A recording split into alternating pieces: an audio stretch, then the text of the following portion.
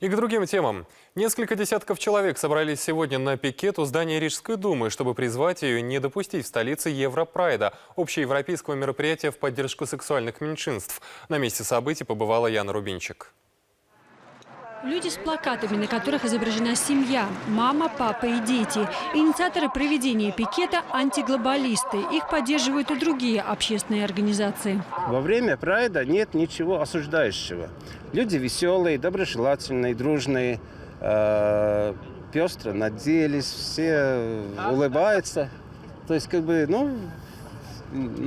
проблем, Но проблема это в том, это только внешний фасад. Противники прайда уверены, его проведение несет угрозу обществу и особенно детям. В Латвии рождаемость и так ниже смертности. У меня 7 детей в одном браке, уже 10 внуков.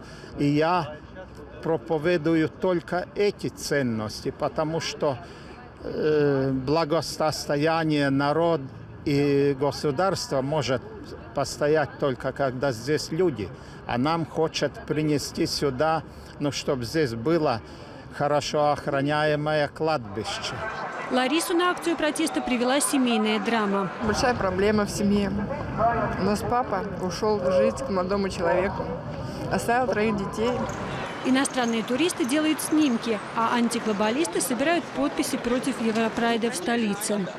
Европрайд запланирован на 20 июня. Он начнется здесь, в Верманском парке. Затем отправится по Терботес до Брунинеко, оттуда на Бривибас.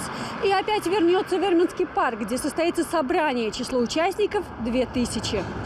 В течение этой недели, которая произойдет Европрайд, там и будут проходить конференции, выставки, фестиваль фильмов и так далее.